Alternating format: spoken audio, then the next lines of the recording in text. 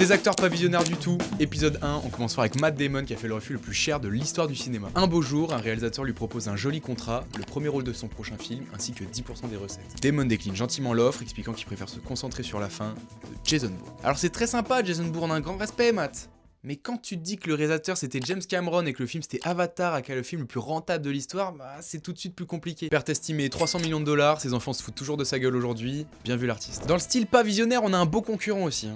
Will Smith. Keep My Wife Name, tout ça. Et bah figurez-vous qu'il devait incarner Neo dans Matrix. Mais non, il va pas marcher ce film, il est trop bizarre. Non, je vais faire Wild Wild West à la place.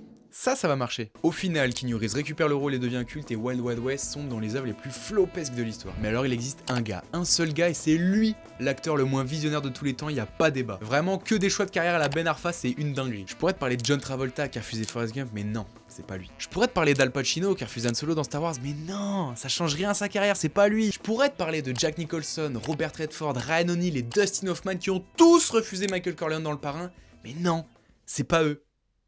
Mais les gars quand même, wesh, Michael Corleone! Burt Reynolds, voilà, son nom ne te dit sûrement rien et c'est normal, mais sache qu'il aurait pu devenir l'acteur le plus connu de tous les temps et j'exagère même pas. Fallait juste faire les bons choix de carrière. Et j'imagine qu'il en a mal dormi parce que quand tu te permets de refuser James Bond, Han Solo et McMurphy, le rôle qu'a donné l'Oscar à Jack Nicholson en Vol au-dessus d'un nid coucou, ouais, y a de quoi faire des insomnies en effet. 3 icônes refusées par un seul et même homme, il dira plus tard, j'ai refusé des rôles qui ont défini le cinéma moderne, rien que ça. En tout cas, tu veux pas faire la même heure qu'eux, aie la vision et abonne-toi BG.